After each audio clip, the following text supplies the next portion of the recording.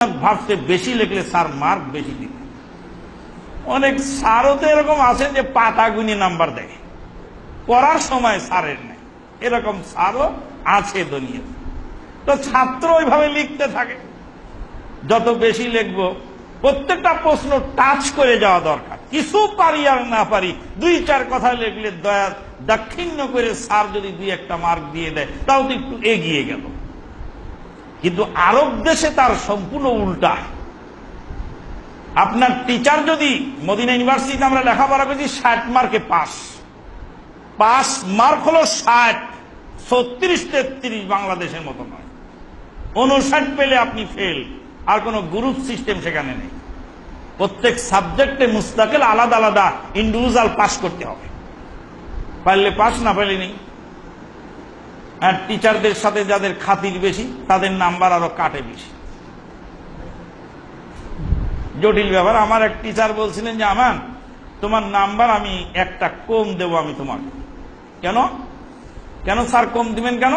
তো সে তোমাকে আমি ভালোবাসি, তো ভালোবাসার কারণে যদি বাই চান্স আমার কলমে তোমাকে একটা মার্ক বেশি দেওয়া হয়ে যায় তাহলে তো অন্য ছাত্রদের উপর জুলুম করা হলো।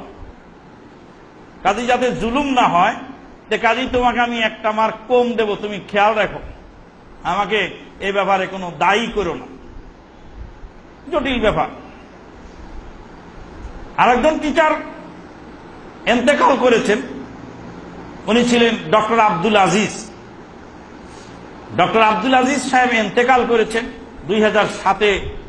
হজ সফরে গিয়ে জানতে পেলাম তিনি ক্যান্সার রোগে আক্রান্ত হয়ে ইন্তেকাল করেছেন। আল্লাহ তাকে জান্নাতুল ফেরদাউস নসিব করুন। ডক্টর আব্দুল আজিজ স্যার একদিন বলছিলেন, ইন কুনতু নাকাসতু মিন তালিবিন দারাজাতান ওয়াহিদাতান ফাকাদ যালামতু আলা হাদা তালিব ওয়া ইন কুনতু জিদতু লাহু দারাজাতান ওয়াহিদান ফাকাদ যালামতু আলাল উম্মাহ। আমি যদি কোনো ছাত্রকে 1 মার্ক কম দেই তাহলে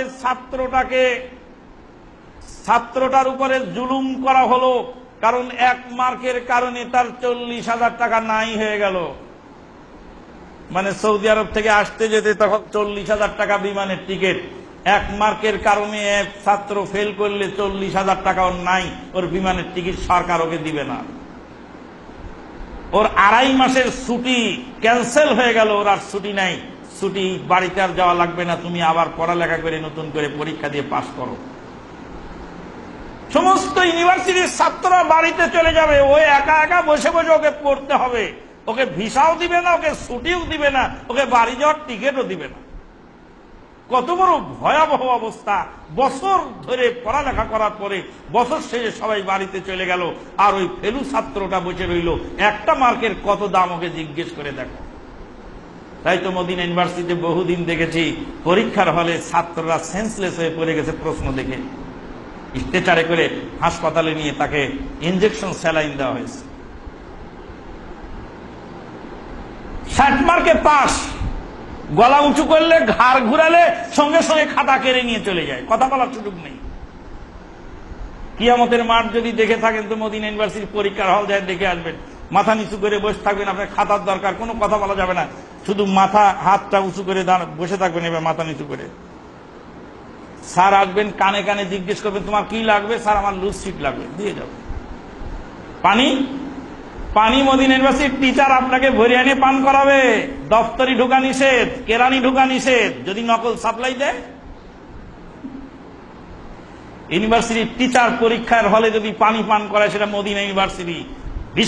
বিশ্ববাসী যদি দেখার থাকে তো দেখতে পারে শিক্ষা কোথায় দেখে আসে, শুধু ইউনিভার্সিটির অবস্থাটা দেখে দেখো। একটা ছাত্র খাতা এক্সপেল হয়ে গেল, কত কান্নাকাটি করলো। বিভাগীয় চেয়ারম্যান স্যার বললেন যে আমার ক্ষমতা নেই, আমার বাপেরও ক্ষমতা নেই, আমার দাদারও ক্ষমতা নেই, কারো কিছু করার ক্ষমতা নেই, ইনগার্ড তোমার খাতা এক্সপেল করে দিয়ে চলে গেছে, আমার কিছু বলার নেই।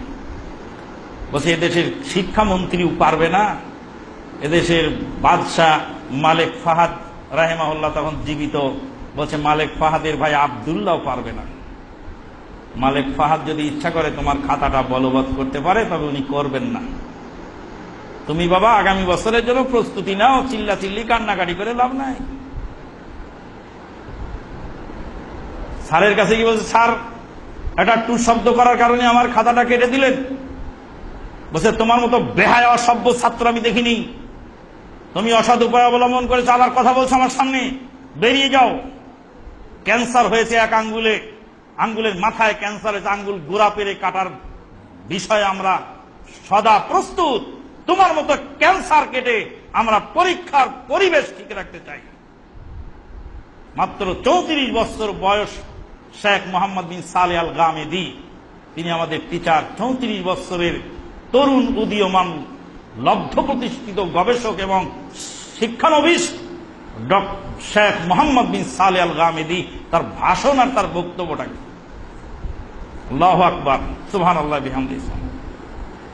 যাই হোক, ছেলেটি বের হয়ে আসে, দেখতে পাচ্ছে বাস স্ট্যান্ডের রাস্তায়, ফ্যাকাল্টির ভবনে, ছাত্রাবাসে, তারপরে ডাইনিং হলে, বাসের গায়ে, সব জায়গায় ওর নামে নোটিশ এসে গেছে। আমির হাসান শ্রীলঙ্কি পরীক্ষায় অসৎ উপায় অবলম্বন করার কারণে তাকে এক্সপেল করা হয়েছে। ইউনিভার্সিটির সিন্ডিকেট খুব দুঃখ প্রকাশ করছে এরকম পুনরাবৃত্তি যেন আর না ঘটে। 7 দিন যাবৎ ঘর থেকে ছেলেটি আর বের হতে পারেনি, কারণ রোডে ঘাটে সব জায়গায় গোটা দেশ ও জাতির কলঙ্ক। শ্রীলঙ্কার ছাত্র, হাদিস ফ্যাকাল্টির আমির হাসান অসাধু অবলম্বন কারণে তার এই দুর্গতি। যাই হোক, ডক্টর আব্দুল আজিজ স্যারকে জিজ্ঞেস করলাম, স্যার একটা মার্ক কম দিলে ছেলেটির উপর জুলুম করা হবে বুঝতে পারলাম, একটি মার্ক বেশি দিলে মুসলিম উম্মার উপর জুলুম করা হবে কিভাবে বোঝা গেল না।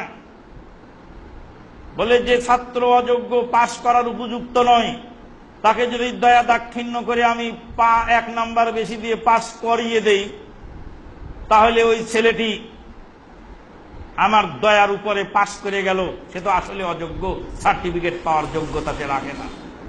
অযোগ্যকে সার্টিফিকেট দিয়ে যখন আমি বাজারে নামিয়ে দিলাম, যখন মুসলিম সমাজে গিয়ে এই অযোগ্য ছেলেটি মুসলিম জাতির ক্ষতি করবে তার অযোগ্যতার কারণে, গোটা মুসলিম জাতির কাছে আমার জবাবদিহি করতে হবে। আমি গোটা মুসলিম জাতির উপরে জুলুম করলাম অযোগ্যকে সার্টিফিকেট দিয়ে বাজারে ছেড়ে দিয়ে। মেডিকেল কলেজ থেকে ওই ছেলে নকল করে পাশ করে ডাক্তার হয়েছে।